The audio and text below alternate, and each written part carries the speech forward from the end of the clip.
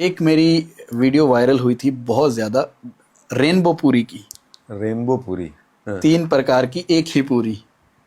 என்ன ஒரு சரியான வழிங்க குழந்தைங்களை வெஜிடபிள்ஸ் சாப்பிட வைக்கிறதுக்கு. இந்த டிஷ்ஷை உருவாக்கின ஷெஃப்க்கு ஒரு பெரிய பாராட்டு சொல்றேன் நான். அண்ட் இந்த மாதிரி உங்க குழந்தைங்களை ஹெல்த்தியா எப்படி சாப்பிட வைக்கிறதுன்னு உங்களுக்கு டிப்ஸ் வேணும்னா ஃபாலோ பண்ணிக்கோங்க. குழந்தைங்க சாப்பாடு மேல கொஞ்சம் அட்ராக்ட் ஆகணும்னா சாப்பாடோட கலரு ரொம்ப முக்கியங்க. நல்ல பிரைட் கலர்ஸ் இருந்தா குழந்தைங்களுக்கு பிடிக்கும். ரெண்டாவது, அந்த சாப்பாடோட டேஸ்ட் அவங்களுக்கு தெரிஞ்சிருக்கணும். ஆனா ஷேப்ஸ் வேற வேற மாதிரி இருந்துச்சுன்னா அவங்க சாப்பிடுவாங்க. மூணாவது, நீங்க எதை ரொம்ப என்ஜாய் பண்ணி சாப்பிடுறீங்களோ அதை உங்க குழந்தைங்க சாப்பிட விரும்புவாங்க. ஏன்னா குழந்தைங்க எப்பவுமே நம்மள காப்பி பண்ண ட்ரை பண்ணிட்டு இருப்பாங்க. ஸோ பேசிக்கா நம்ம கலர்ஃபுல்லான ஹெல்த்தியான ஃபுட்ஸ் ரெகுலரா சாப்பிடுறது நம்ம குழந்தைங்க பார்த்தாங்கன்னா அவங்களும் சில நாள்ல நம்ம சாப்பிடுற மாதிரியே ஹெல்த்தியா சாப்பிட ஆரம்பிச்சிருவாங்க. இந்த காம்பினேஷன்ல மஞ்சள், பீட்ரூட், கீரை. ஃபர்ஸ்ட் பாயிண்ட் வந்து சப்பாத்திலயோ பூரிலயோ இல்லாத நார் சத்து இதுல ஆட் பண்றாங்க. என்ன பாத்தீங்கன்னா அவங்க ஜூஸ் மட்டும் போடல, அந்த நாரை கூட சேர்ந்து தான் மிக்ஸ் பண்றாங்க. அது சூப்பரான விஷயம், கட் பாக்டீரியாக்கு நல்லது. பீட்ரூட் சாப்பிடுறதுனால நைட்ரிக் ஆக்சைடு இன்க்ரீஸ் ஆகும், ரத்தம் ஓட்டம் பெட்டர் ஆகும். கீரையில பாத்தீங்கன்னா